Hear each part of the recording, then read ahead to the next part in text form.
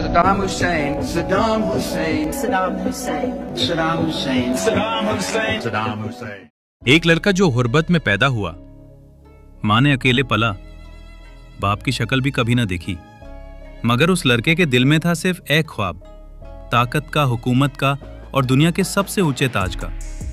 उसने दोस्तों को दुश्मन बनाया, दुश्मनों को जमीन के नीचे उतारा, अपने नाम से लोगों के चेहरे से रंग उठ जाता था। लेकिन जब वक्त ने पलटी खाई तो वही सद्दाम हुसैन, जिसका हुक्म इराक में कानून होता था, आज जमीन के नीचे एक सुरंग में छुपा हुआ मिला। ये कहानी है एक शख्स की जिसे कुछ लोग हीरो कहते हैं और कुछ तारीख का सबसे बारा जालिम। आज हम जानेंगे सद्दाम हुसैन का असल चेहरा, बिल्कुल उस नजर से जो दुनिया ने कभी नहीं देखी। 1937 का साल था। इराक के शहर टिक्रीट के करीब एक छोटा सा गांव था जिसका नाम था अल अफजा। यही था सद्दाम हुसैन का पैदाइशी गांव। ना बिजली थी, ना सफेद रास्ते। लोग खेतों में काम करते और हर तरफ गुर्बत छाई रहती। सद्दाम एक गरीब औरत के घर पैदा हुआ। उसकी माँ का नाम था सुबा तुल्फा। उसका वालिद सद्दाम के पैदा होने से पहले या तो मर गया था या घर छोड़ गया था। इस बात पर तरीक़ों का इख्तिलाफ है। छोटी उम्र से ही सद्दाम का मिजाज गुस्से वाला था। वो स्कूल कम जाता, लोगों से दूर रहता और जल्दी नाराज हो जाता। लेकिन एक चीज उसके अंदर मजबूत थी, इरादे। उसकी माँ ने दूसरी शादी कर ली, लेकिन नाया बाप सद्दाम से नफरत करता था। वो उसे पीटता, डरताता और घर से निकालने की धमकियां देता। फिर सद्दाम ने फैसला किया कि उसे ये जिंदगी छोड़नी है। वो अपने चचा खैरल्ला तुल्फा के पास चला गया, जो उस वक्त एक रिटायर्ड आर्मी ऑफिसर था और बगदाद में रहता था। सद्दाम ने बगदाद में स्कूल ज्वाइन किया। यहाँ उसकी जिंदगी बदली। पहली बार उसे तालीम का माहौल मिला, लेकिन वो भी तन्हा मिजाज था। लेकिन अंदर ही अंदर वो सीख रहा था, सोच रहा था और बड़ी सियासत का ख्वाब देख रहा था। उस वक्त इराक में ब्रिटिश इन्फ्लुएंस, अमेरिका का दबदबा और इजरायली पॉलिटिक्स के खिलाफ गुस्सा बढ़ता जा रहा था। 1957 में सिर्फ 20 साल की उम्र में सद्दाम ने एक सियासी पार्टी ज्वाइन की, बाथ पार्टी। ये पार्टी अरब कौमियत, अरब नेशनलिज्म, सेक्युलर हुकूमत और फॉरेन इन्फ्लुएंस के खिलाफ थी। बाथ पार्टी के अकीदे उसके दिल के करीब हो गए। वो छोटे छोटे जलसों में बोलने लगा। उसके अंदर एक लीडर जाग रहा था। 1958 में इराक में जनरल अब्दुल करीम कासिम ने शाह फैसल की मनाकी को गिरा कर रिपब्लिक बनाया। लेकिन उसके बाद इराक और अमेरिका के बीच दूरियां बढ़ने लगीं। बाथ पार्टी ने कासिम के खिलाफ साजिश बनाई। 1959 में सद्दाम ने जनरल कासिम को कत्ल करने की कोशिश की। ये एक आर्म्ड अटैक था जिसमें सद्दाम ने गोली चलाई, लेकिन कासिम बच गया। सद्दाम को भी गोली लगी। वो जख्मी हालात में सीरिया भाग गया। फिर वहां से इजिप्ट गया, जहां उसने कैरो में लॉ स्कूल में दाखिला लिया। वहां उसने ज्यादा डीपली बाथ आइडियोलॉजी को समझा और अरबी सियासत के नर्म और गर्म पहलुओं में घुसता गया। 1963 में सद्दाम वापस इराक आया। बाथ पार्टी ने मुख्तासिर अरसे के लिए पावर हासिल की, मगर वो रेजिम कुछ ही महीने चल सका।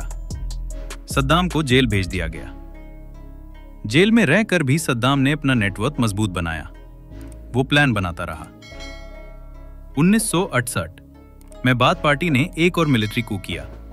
इस बार अहमद हसन अल बकर प्रेसिडेंट बना, लेकिन असल पावर सद्दाम हुसैन के पास थी। वो न सिर्फ इंटेलिजेंस सर्विसेज को कंट्रोल करता था, बल्कि हर डिसीजन में उसका असर होता था। 1979 में प्रेसिडेंट अल बकर ने अचानक इस्तीफा दे दिया और सद्दाम ने रियासत की कमांड अपने हाथ में ले ली। उसी साल सद्दाम ने एक लाइव टीवी सेशन में बाथ पार्टी के अंदर के गद्दारों के नाम लिए। जिन लोगों ने उसका साथ दिया था, उनको लाइन में खड़ा करके जिंदा गिरफ्तार करवाया। कुछ दिनों बाद उन लोगों को कैमरा के सामने कत्ल कर दिया गया। अब सद्दाम पूरी इराक का एब्सोल्यूट डिक्टेटर बन चुका था। 1979 में ईरान में एक इस्लामिक रेवोल्यूशन आया। आयतुल्लाह खुमैनी ने शाह को गिराकर एक शिया इस्लामिक रिपब्लिक बना दी। सद्दाम को डर था कि यह इनकलाब इराक में भी न फैल जाए, क्योंकि इराक की आबादी का 12 हिस्सा भी शिया था। इसी खौफ में 1980 में सद्दाम ने ईरान पर जंग का आगाज कर दिया। उसने कहा, ईरान ने हमारे अंदर बगावत को हवा दी है, अब जवाब मिलेगा। ये जंग 8 साल तक चली। लाखों लोग मर गए। हर तरफ खौफ, बारूद और लाशें थी। 1988 में सद्दाम ने हलाबजा, एक कुर्दिश इलाके पर केमिकल बॉम्ब गिरा दिया। उसका इल्जाम था कि कुर्दिश लोग ईरान के साथ मिल गए हैं। मगर हलाबजा में जो कुछ हुआ वो तारीख का सबसे खौफनाक मैसेकर बन गया।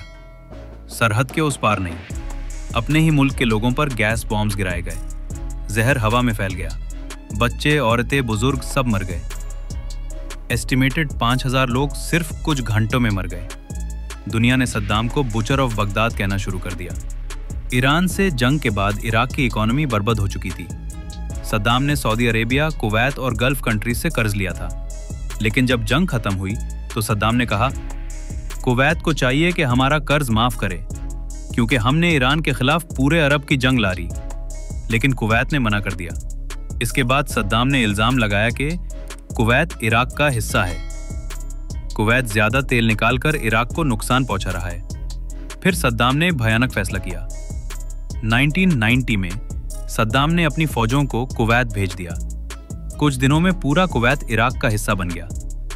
मगर यह फैसला दुनिया को मंजूर नहीं था। अमेरिका ने फौरन जवाब दिया।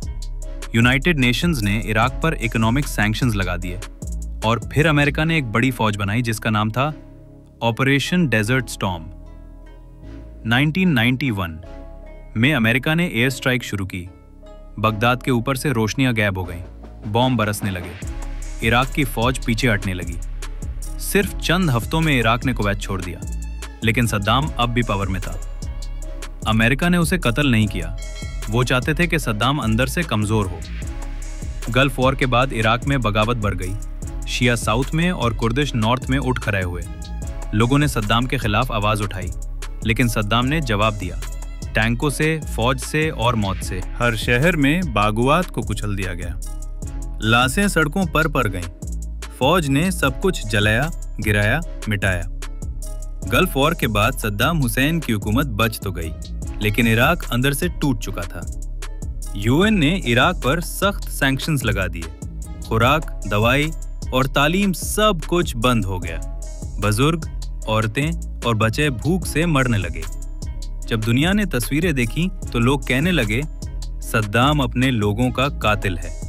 लेकिन सद्दाम ने इस दौर में भी अपनी इमेज बनाए रखी। हर चौक, हर स्कूल, हर दफ्तर में उसका स्टैच्यू या तस्वीर लगा होता था। लोग उसे फादर ऑफ द नेशन कहते थे, लेकिन अंदरूनी खौफ में जीते थे। इस वक्त सद्दाम ने अपने दोनों बेटों उदय और कुसै को ताकत दी। उदय पार्टी, शराब और जुल्म का आशिक था।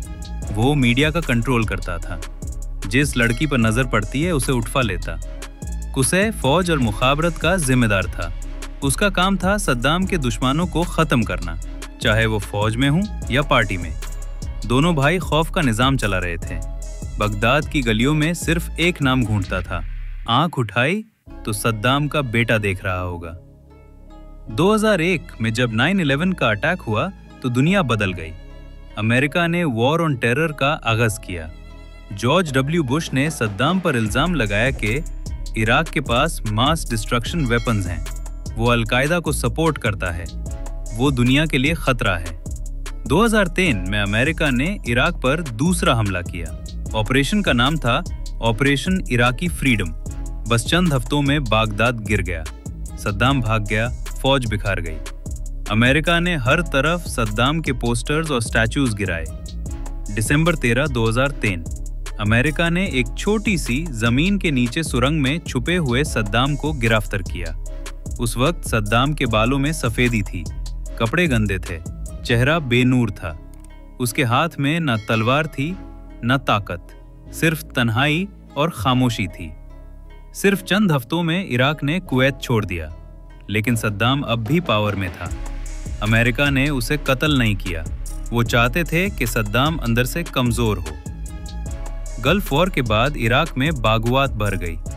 शिया साउथ में और कुर्दिश नॉर्थ में उठ खड़े हुए। लोगों ने सद्दाम के खिलाफ आवाज उठाई, लेकिन सद्दाम ने जवाब दिया, टंकों से, फौज से और मौत से। सद्दाम पर दुजैल मैसेकर का केस चला। कोर्ट में उसने अपनी तरफ से जोरदार बयान दिए, कुरान उठाया, अपने आमाल का दिफा किया, लेकिन कोर्ट ने फैसला सुना दिया। सद्दाम हुसैन को फांसी दी जाएगी। 28 दिसंबर 2006 ईद उल अधा का दिन था। सुबह सुबह उसे एक सुरंग जैसा कमरा में ले जाया गया। उसके गला में फंडा डाला गया। लोग तकबीर कह रहे थे। ऐसा आज शाया का जानज़ादी सेदामे और सद्दाम हुसैन का आखिरी वक्त आ गया। सद्दाम के बाद इराक में जंग का सिलसिला रुका नहीं। फिरकावाराना फसादात बढ़ गए। शिया सुन्नी दुश्मनी ने मुल्क को बर्बाद कर दिया। कुछ लोग कहते हैं सद्दाम ना होता तो आज इराक मजबूत होता। कुछ कहते हैं सद्दाम गया तो इराक में सांस लेना आसान हुआ। लेकिन एक बात सब मानता है, सद्दाम हुसैन का नाम तारीख का वो सबक है जो कभी नहीं भूलता। अगर आपको ये कहानी पसंद आई तो लाइक जरूर करें। कमेंट में बताएं कि सद्दाम आपकी नजर में क्या था, हीरो या विलन। और इसी तरह की और तरीकी कहानियों के लिए हमारे चैनल को सब्सक्राइब करना ना भूलें। अल्लाह हाफिज।